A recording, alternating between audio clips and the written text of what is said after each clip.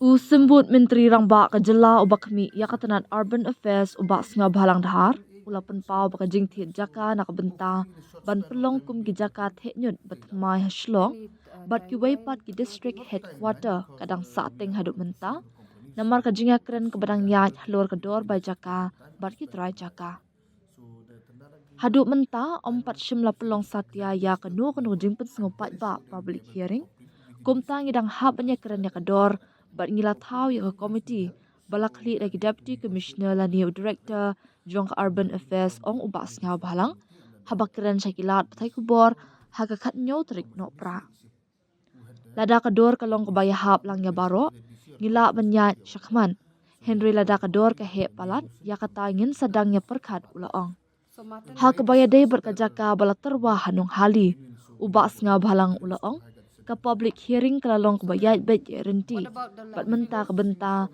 ke bakongsan ke dei kador ngimla penyakran ya kador lem dalayo ya kajing menjor naik try jaka bat kipat ba kumta ya ke public hearing lala ban pendam bat mentangin ya keren bat ki try jaka kata ke bamut bat kinong snong jong ka snong nong hali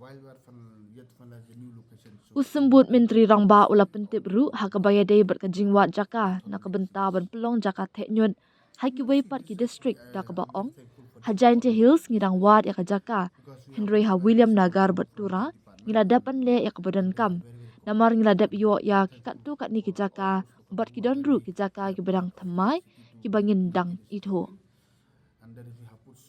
ngidang persyang banyo jaka bante kijaka theknyut habaro ki nongba jong ki district ha kajela ula benram ha juwai uba snga balang ula ong ngiladap ban itu kumbalai sautli kijaka Henry ngimpat ay karai ka bakhaddo kanu ka jaka ka bakhambyang na kabenta bante ya ka jaka theknyon kidan ar hadu laitli ki jaka Henry ki pai ba kilapen pa persya kumta ngila ino ya kita bat wat sya ki jaka ki batmai nalor kata ula banjur ya ka jingbu hakmat jong ka sarkar bandan da ka waste management da ka baong ngila syem ya baro kilat kilinti ban penthi kena ban dan jabot jaban haki yo ki had bat kishnong ki thau kata kade ka thong ka jongi no public hearing has been held so we are yet to negotiate about the rate and we had been from the negotiation committee under the head of the DC or commission DC who had the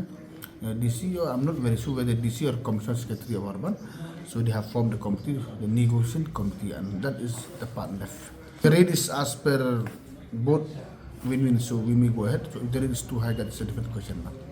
Wherever, so I cannot say no highly, I cannot say we can let us see first. Wherever place final, we will see that automatically. That's okay, so all went smoothly. So the main part is now with rate, no?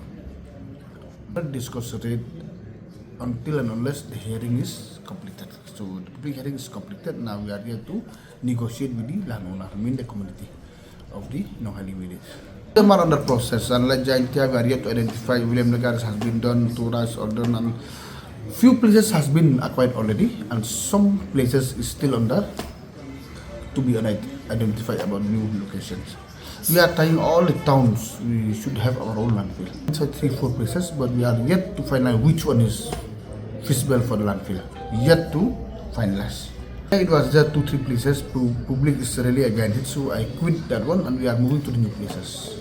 It seemed okay, but I won't share where is the place. But it seemed to be okay. It's with their own tic-tacs because we are happy to see there is no waste in the market, in the locality. That is priority for us.